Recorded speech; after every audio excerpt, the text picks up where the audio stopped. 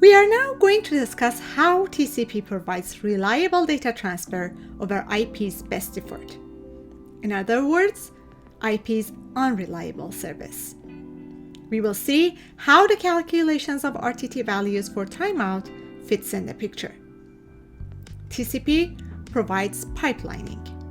It employs cumulative acts and maintains only one retransmission timer. Retransmissions are either triggered by timeout of the single timer or duplicate acts received at the sender side.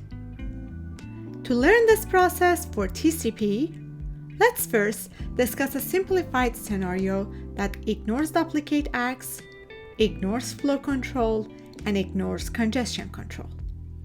We will discuss the simplified version first, and then we will add these mechanisms and their effect one by one.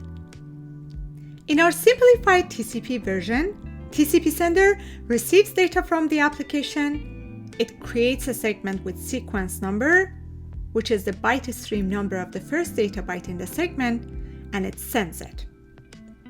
It sends the segment and starts the timer if it's not already running. The timer might be running because the timer is for the oldest unacted segment. The value for this timer, indicated by timeout interval, is the timeout value we previously calculated based on RTT value and variations. If the timeout happens, the initial segment causing the timeout is retransmitted, and the timer is restarted. If an ACK is received, since it is a cumulative ACK, it includes ACK for previously unacted segments. In this event, the ACKs are updated and timer for the unacted segments started. The simplified scenario we discussed is shown in this FSM. Initially starting on the wait state with initial values of sequence number and sliding window base, when the data is received from the application above, the sender creates the segment, sets the sequence number to next sequence number, and passes the segment to IP. If the timer is not running, the sender will start the timer. On the event of timeout, the sender would retransmit the not yet acknowledged segment with the smallest sequence number and restart the timer.